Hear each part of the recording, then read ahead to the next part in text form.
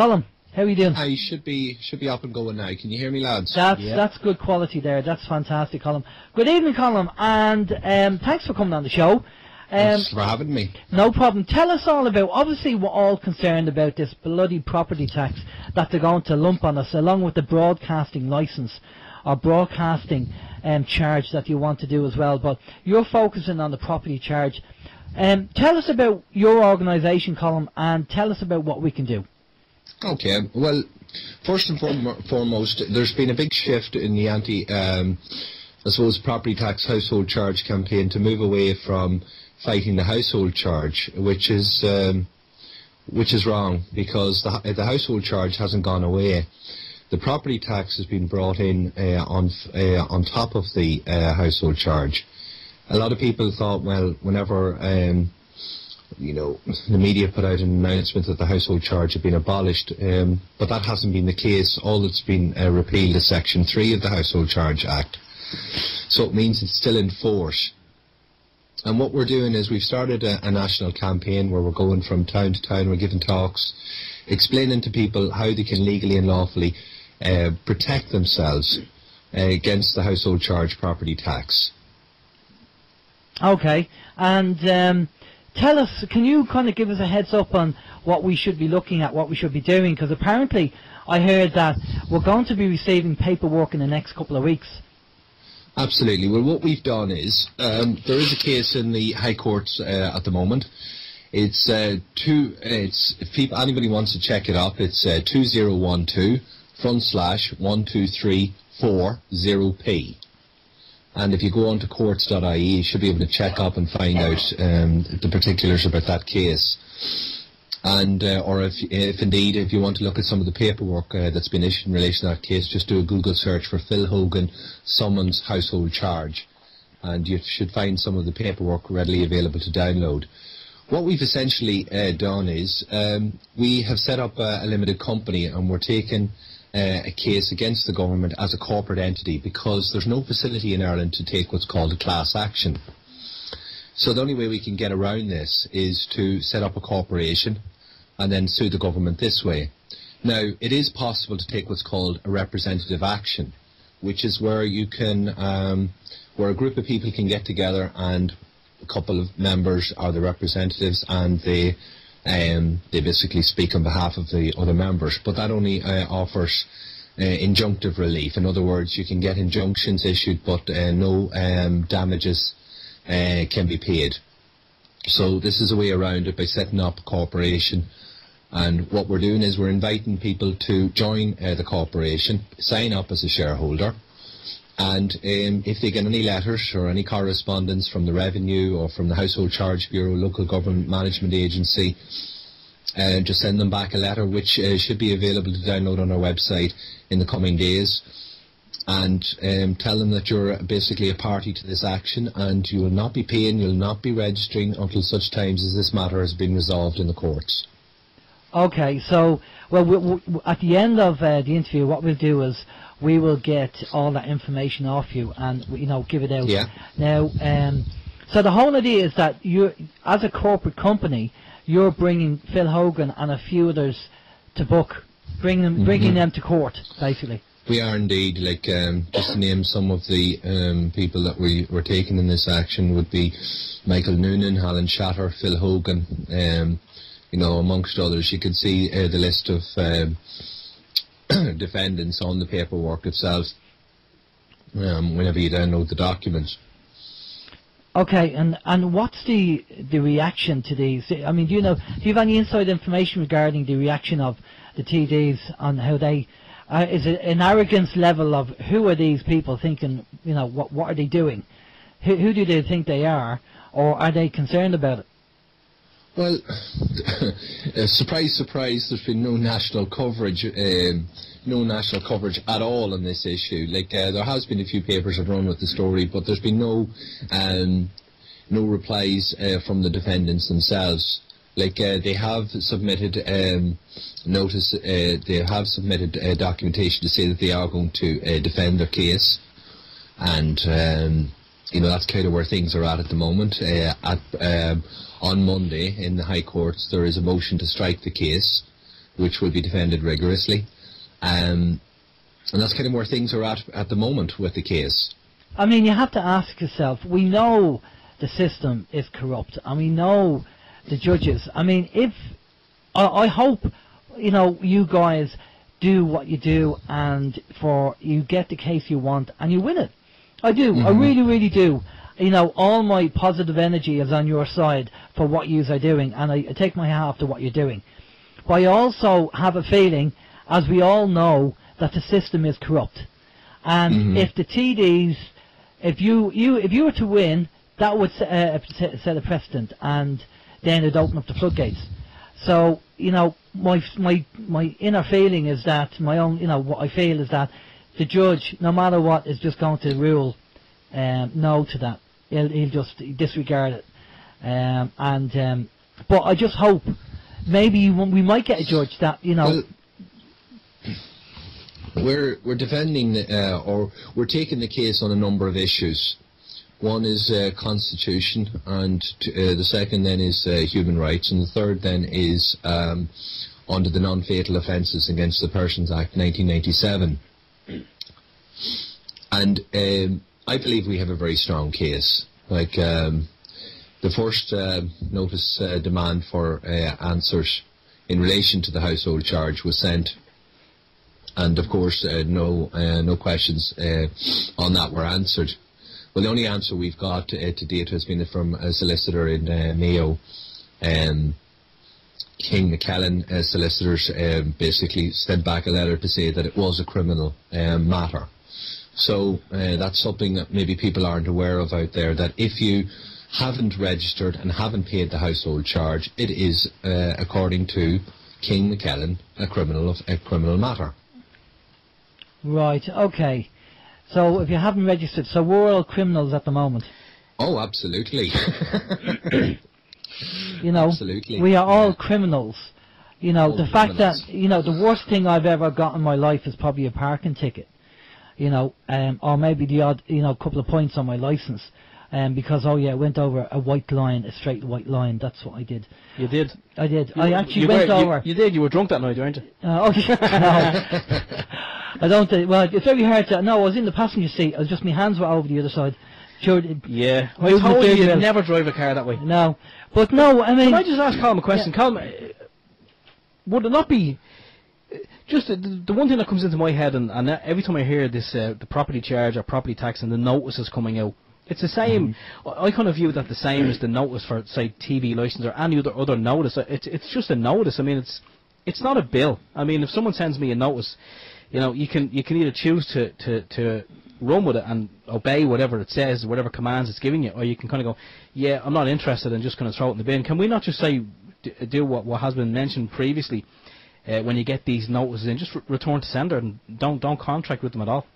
Well, the problem is with that, Steve, is that revenue have been brought into the game, and they can go into people's bank accounts, take the money out of the bank accounts, and they have the facility where they can go and take the money out of wages or out of benefits. So, no, that unfortunately won't work anymore. But for them if the household charge had been left as was, that route could have been used, but it's now been closed off. But for them to go into, say, people's bank accounts, well, first and foremost, I think we can all agree, and we spoke about it here before, that there's no law saying you have to have a bank account. A bank account and an ATM card is very, very handy, but life can be lived quite happily without a bank account. And I know that, say, what they're talking about now, the revenue, they are talking about going in and taking it out of your wages. But for them to find out who has and who hasn't paid, that's going to be a massive undertaking, I would imagine. So therefore, would it not be in their benefit to do what they're saying with this broadcasting charge and just kind of blanket tax everybody, man, woman and child, doesn't matter who you are, we're taking money off you, and just, do it that way? Well, indeed, but like the vast majority of people on this island don't know what we know in relation to how to defend yourself against, these unlawful charges and taxes, and so this is a solution that will allow us to take an action against the government, get money that has been paid by people in payment for the household charge back, because that's one of our That's one of our demands, is that whenever we win this case, is that anybody who's paid the household charge will have the money that they paid refunded. Well, that would be excellent if it works. And I mean, I haven't really thought about what I'm going to do with the piece of paper. I mean, obviously I'm not going to pay it, and I don't really want to pay it. But as to what I'm going to do with it, I don't know. So what you're saying is, in this case, because of the way things are, you don't return the sender because it won't work, because of the revenue. You're saying, obviously, become a member of the corporation or the company, and then just send a letter stating that, you know, this is a court case that's ongoing, so we can't actually make any payment. Yeah, and it's a quick and easy way that people can protect themselves. And what we'd recommend to people is to come along to the meetings. Like we're out on the road every Saturday. We're in a different town, different county every Saturday. Come along to the meetings. Educate yourself in what the household charge property tax is about. Like, people will know superficially, and maybe if they've done a bit of research, maybe a bit more. But you know, there's a lot of things that people won't be aware of in relation to the form. For example, if anyone studied the form, it's a 6-page document, 5 pages if you exclude the blank page, but even it's of huge relevance. If you take a look at the middle section of what's called the HC12N form, that's the green form. The middle section of it is where you sign, and it is in effect an instrument, which is a promise to pay a declaration of liability. And interestingly, like an instrument such as a cheque, the back of it is blank. And it's my belief that the government will securitise or bundle these promises to pay, these declarations of liability, sell them on to the IMF, ECB, and they'll basically, it's not just the €100 that they're going to lift in payment of the household charge. They're going to get a lot more money out of this. We're talking billions here. Okay, so what's the worst case scenario? What if somebody goes ahead and signs up and you lose the case? I mean, where does that put them from a liability point of view? The shareholders. Yeah. We have put things in place in order to protect the shareholders. Now, I don't want to discuss that on radio. Like, people can contact us and we can discuss that with them. But we have put in place procedures to protect the liability of the shareholders. Okay, so you have some kind of protection in place, because we have put a great deal of thought into this. Yeah, because people will be concerned, obviously, if they sign up and don't actually realise what they're signing, or they don't read it, or they don't understand it, but they're told that they should do it, and then if something happens and the proverbial hits the fan, they find out that they're liable and they could lose the house or whatever. So this is why I think it's important to clarify that if you do sign up, that there is a level of cover there, or they won't be liable and lose, you know, the house from under the feet, basically. So you can confirm that that's the case. Yeah, well, we have put a lot of thought into this. Like, we're on the road now for this is we've given our 3rd talk now, and you know, we've put in many weeks of planning and research into this whole area, and collectively, like, we've over 20 years experience or more, actually, in legal matters. So we've given it a lot of thought. So we have, and you know, there has been procedures put in place there in order to protect the shareholders. Okay, well that's good. I mean, what we'll do is, I think you said you don't have the website set up just yet. Oh, no, the website is up and going. It's attackthetax.com, and what we don't have is the facility for people who wish to become shareholders to buy their share there and then. So what you can do is you can come onto the website and you can click on the section Join Us, fill in your name, address, email address, telephone number, and what will happen is in the coming weeks and that there, once we get a payment facility up and running, then we'll invite people to go back onto the website and register the €2 or pay the €2. Right. Okay. So, I mean, it's not going to break the bank, is it? €2 to do it, but No. it all helps in the funding. Yeah. Sorry, Alan, you're kind of cutting in there in and out at times. Okay. Sorry. Only hearing the odd word. Okay. I was just saying that €2 is fine. It's not going to break the bank, you know, and it helps fund things as well in a little way. Yeah.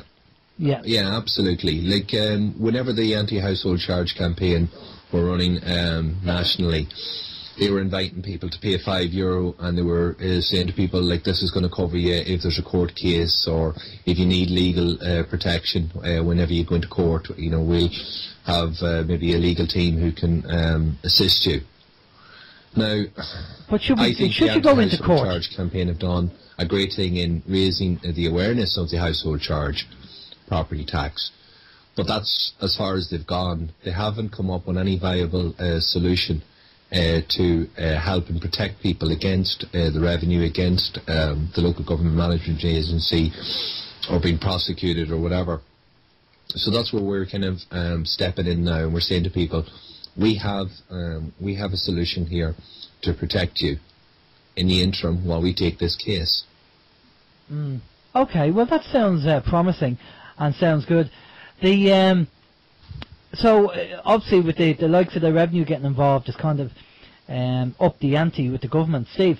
Yeah, I just want to mention something real quick that's been it's been put up on our own chat facility and also on the TNS as well. And for anyone who's listening, in relation to the bank account, I know when we said about them going in and taking this money out of your bank account, well, as has been put up and has been said before here in OIM, you have use of the bank account, but it's essentially not your bank account. It is actually owned by the bank. So I suppose technically they could go in and do whatever they want there because it's not really yours. You only have the use of it. So I just want to clarify that just in case anyone was getting angry out there thinking someone's going to start going into your bank account. It's not really